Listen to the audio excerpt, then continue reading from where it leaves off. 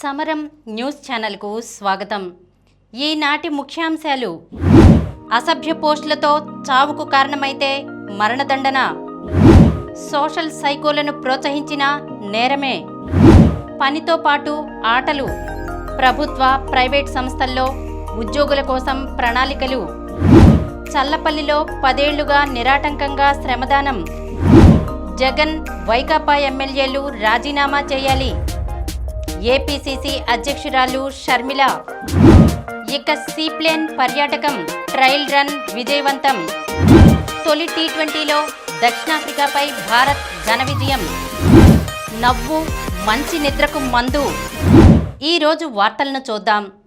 అసభ్య పోస్టులతో చావుకు కారణమైతే మరణదండన, ఉచ్చనీచాలు మరిచిపోయి అత్యంత హేయమైన జుగుప్సాకరమైన పదజాలంతో సామాజిక మాధ్యమాల్లో పోస్టులు, మార్ఫింగ్ వీడియోలు, చిత్రాలతో దాడి చేస్తున్న ఉన్మాద మూకలు మరణశిక్షకు సిద్ధమవ్వాల్సిందే, జీవిత ఖైదు అనుభవించాల్సిందే. వినటానికి ఆశ్చర్యంగా ఉన్నా సరే ఇది వాస్తవం. ఇండియన్ పీనల్ కోడ్ ఐపీసీ స్థానంలో ఈ ఏడాది జూలై 1 నుంచి అమల్లోకి వచ్చిన భారతీయ న్యాయ సంహిత బిఎన్ఎస్లోని సెక్షన్ 111 ప్రకారం ఇలాంటి నేరాలకు కఠినమైన శిక్షలున్నాయి.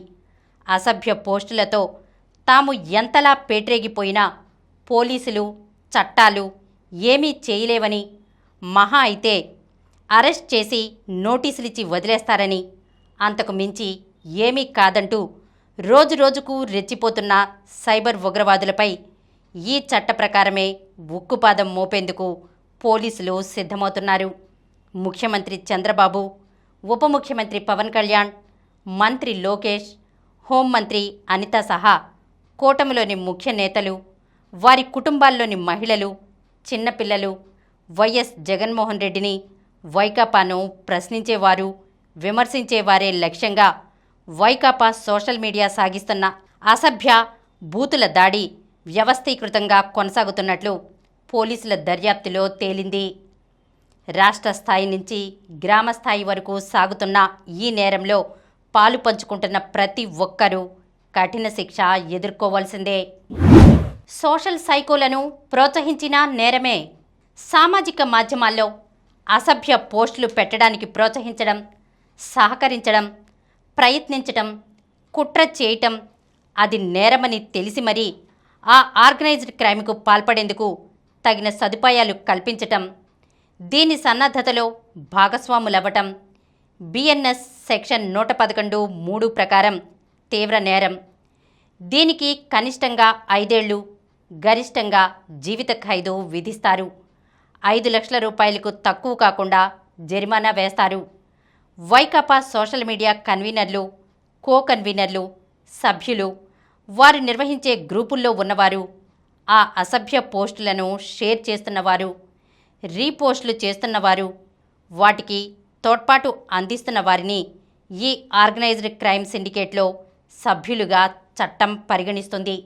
వీరికి కనిష్టంగా 5 ఏళ్లు, గరిష్టంగా జీవిత ఖైదు విధిస్తారు. 5 లక్షల రూపాయలకు తక్కువ కాకుండా జరిమానా వేస్తారు. అసభ్య పోస్టులతో దాడి చేస్తున్న ఉన్మాదుల్ని పోలీసులకు చిక్కకుండా దాచిపెట్టినా, రక్షించిన బిఎన్ఎస్ చట్టంలోని సెక్షన్ 111(5) ప్రకారం తీవ్ర నేరం. దీనికి కనీసం 3 ఏళ్లు, గరిష్టంగా జీవిత ఖైదు విధిస్తారు. 5 లక్షల రూపాయల వరకు జరిమానా వేస్తారు. ఈ ఉన్మాదుల్లో కొందరికి వైకాపా ముఖ్య నేతలే రక్షణ కల్పిస్తున్నారన్న విమర్శలున్నాయి. వారిని ఈ చట్టం మేరకు శిక్షించవచ్చు. పనితో పాటు ఆటలు, ప్రభుత్వ ప్రైవేట్ సంస్థలలో ఉద్యోగుల కోసం ప్రణాళికలు, 20 ఏళ్లకే అధిక బరువు, 25 ఏళ్లకే మధుమేహం, రక్తపోటు వంటి దీర్ఘకాలిక వ్యాధులు ప్రజలను చుట్టుముడుతున్నాయి. వాహన వినియోగం విపరీతంగా పెరిగి కాస్త దూరం నడక అన్నదే మర్చిపోవడం, వ్యాయామం కొరవడడం, స్మార్ట్ ఫోన్లు, టీవీల ధ్యాసలో పడి ఆటలకు దూరంగా ఉండటమే ఇలాంటి అనేక రుగ్మతలకు కారణమని వైద్య నిపుణులు ఎప్పటికప్పుడు హెచ్చరిస్తున్నారు. ప్రభుత్వ, ప్రైవేట్ సంస్థల్లో ఉద్యోగులు, ప్రజలు ఇలాంటి జీవనశైలి వ్యాధులను అధిగమించేలా అందరికీ ఆటలు పేరుతో ప్రభుత్వం ప్రత్యేక కార్యక్రమాన్ని రూపొందిస్తోంది. కొత్త క్రీడా విధానంలో భాగంగా ప్రజలు రోజు కొంత సమయం ఆటలకు కేటాయించేలా అవసరమైన ఏర్పాట్లు చేయనుంది. ప్రభుత్వ, ప్రైవేట్ కార్యాలయాలు, ఇతర సంస్థల్లో వాటిలో పనిచేసే ఉద్యోగులకు, బహిరంగ ప్రదేశాల్లో ప్రజలకు వివిధ క్రీడా పరికరాలు అందుబాటులో ఉంచనుంది. ఇందుకోసం ప్రభుత్వ, ప్రైవేట్ భాగస్వామ్యం, వివిధ సంస్థల సహకారం తీసుకోనున్నారు. కొత్త క్రీడా విధానం ముసాయిదాపై ముఖ్యమంత్రి చంద్రబాబు ఇటీవల నిర్వహించిన సమీక్షలో అందరికీ ఆటలు ప్రతిపాదన చర్చకు వచ్చింది. చల్లపల్లిలో 10 ఏళ్లుగా నిరాటంకంగా శ్రమదానం. చల్లపల్లి గ్రామం కృష్ణా జిల్లాలో దివిసీమకు ముఖద్వారం. 25,000 జనాభా. 10 ఏళ్ల క్రితం అన్ని ఊళ్లలో మాదిరిగా అక్కడ వీధుల్లో వ్యర్థాలు పోగయ్యేవి.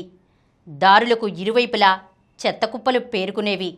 మురుగు కాల్వలు దుర్గంధం వెదజల్లేవి. బహిరంగ మల విసర్జన మామూలే. 2014లో ప్రధాని నరేంద్ర మోదీ పిలుపు మేరకు స్వచ్ఛ భారత్ అభియాన్ను స్వచ్ఛ చల్లపల్లిగా అన్వయించుకున్నారు గ్రామస్తులు. ఆ లక్ష్యాన్ని ముద్దాడేందుకు మొక్కవోని దీక్ష బూనారు. సంకల్ప బలానికి స్వచ్ఛంద సేవను జోడించారు. ఆర్థిక వనరులు సమకూర్చుకున్నారు. కఠిన నిర్ణయాలు, కఠోర కార్యాచరణతో ఏకోన్ముఖంగా కదిలారు. సుందర చల్లపల్లిని సాకారం చేసుకుని దేశంలోనే స్వచ్ఛతా ఉద్యమానికి ఉదాహరణగా నిలిచారు. 10 ఏళ్లుగా నిరాటంకంగా సాగిస్తున్న ఈ ప్రయాణంలో మరో మేలిములుపు కోసం గ్రామంలో ఈరోజు ప్రత్యేక సమావేశం నిర్వహించారు.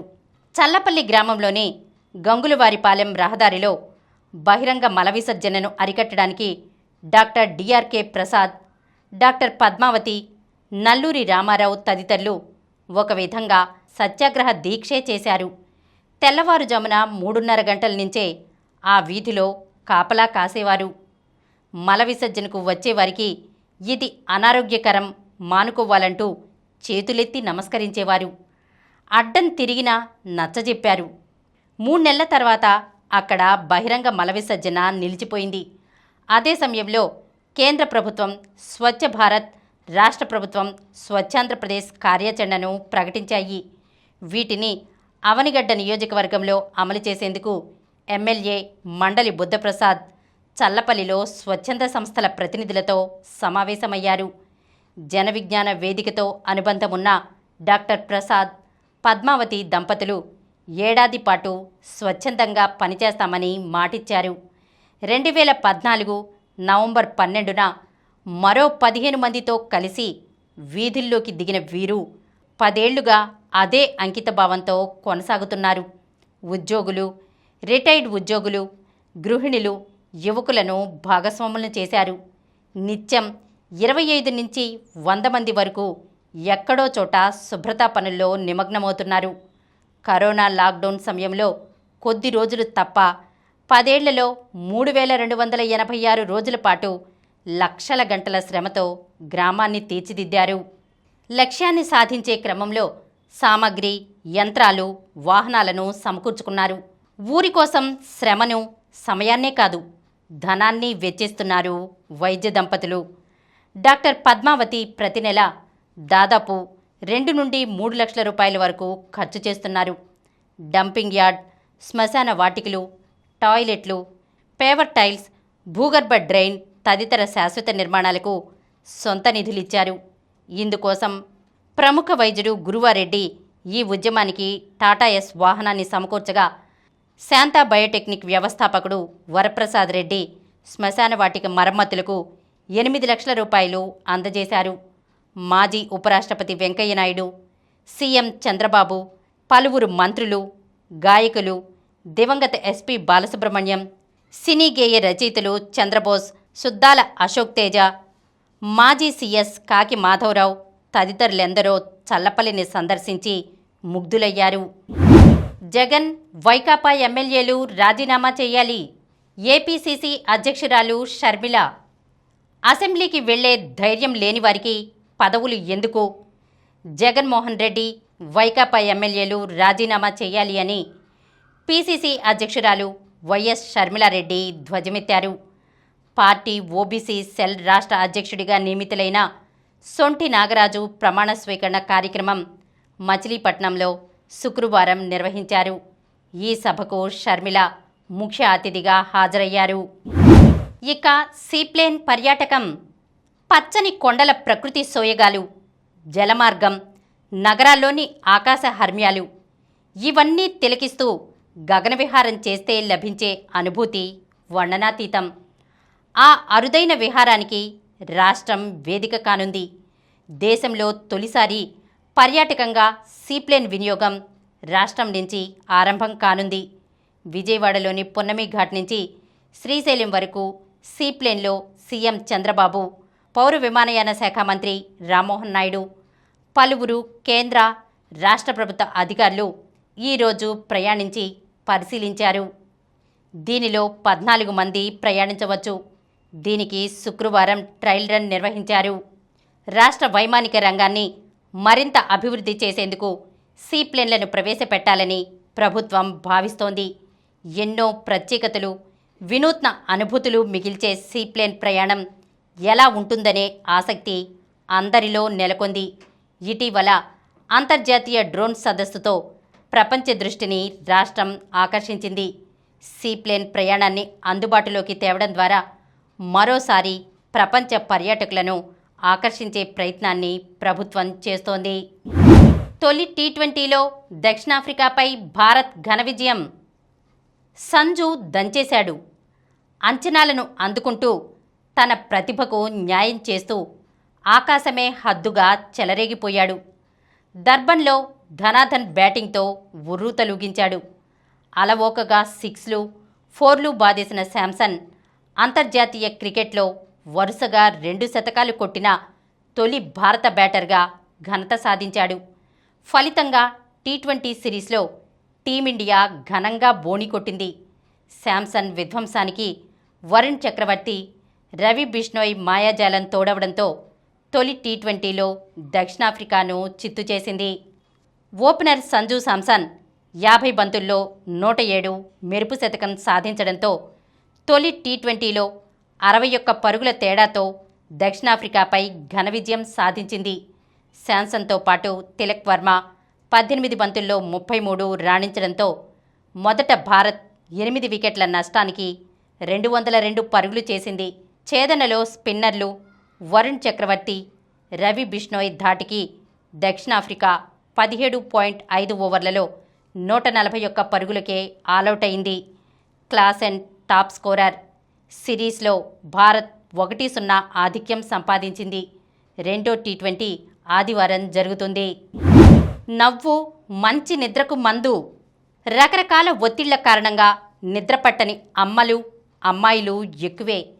దానికి నవ్వే మందు. ఎలా అంటే నిద్రించే కొద్ది గంటల ముందు నవ్వడం వల్ల బాగా నిద్రపడుతుందని జపాన్లో చేసిన పరిశోధనలు చెబుతున్నాయి. ఇందుకోసం వాళ్ళు 48 మంది పాలిచ్చే తల్లులను ఎంచుకున్నారు.